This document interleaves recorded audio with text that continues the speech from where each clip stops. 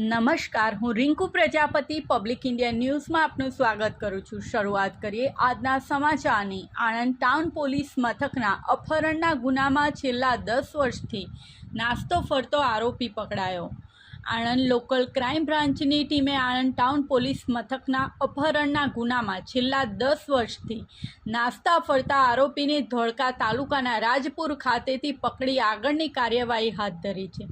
અમદાવાદ વિભાગના પોલીસ મહાનિરીક્ષક જે.આર. મોથલિયા અને આણંદ જિલ્લા પોલીસ અધિક્ષક જી.જી. જસાણીએ જિલ્લામાં નાસ્તા ફરતા આરોપીને શોધી કાઢવા માટે જરૂરી સૂચનો આપ્યા છે, જે અન્વયે આણંદ એલસીબી પોલીસની ટીમ નાસ્તા ફરતા આરોપીઓની તપાસમાં લાગી હતી। દરમિયાન આણંદ ટાઉન પોલીસ મથકની હદમાં 10 વર્ષ અગાઉ અપહરણનો ગુનો આચરનાર નાસ્તો ફરતો આરોપી કલ્પેશ રમેશભાઈ રાવળ, રહેઠાણ ઇન્દિરા કોલોની, ગામડી, બળિયાદેવ મંદિર પાસે, તાલુકો જિલ્લો આણંદ, હાલ ધોળકા તાલુકાના રાજપુર પટેલવાસ ખાતે રહેતો હોવાની બાતમી આણંદ એલસીબી પોલીસને મળી હતી, જેથી પોલીસે બાતમી મુજબની જગ્યાએ દરોડો પાડી નાસ્તા ફરતા આરોપી કલ્પેશ રમેશભાઈ રાવળની CRPC કલમ 41(1) મુજબ અટક કરી વધુ તપાસ અર્થે આણંદ ટાઉન પોલીસ સ્ટેશન ખાતે સોંપવામાં આવેલ છે।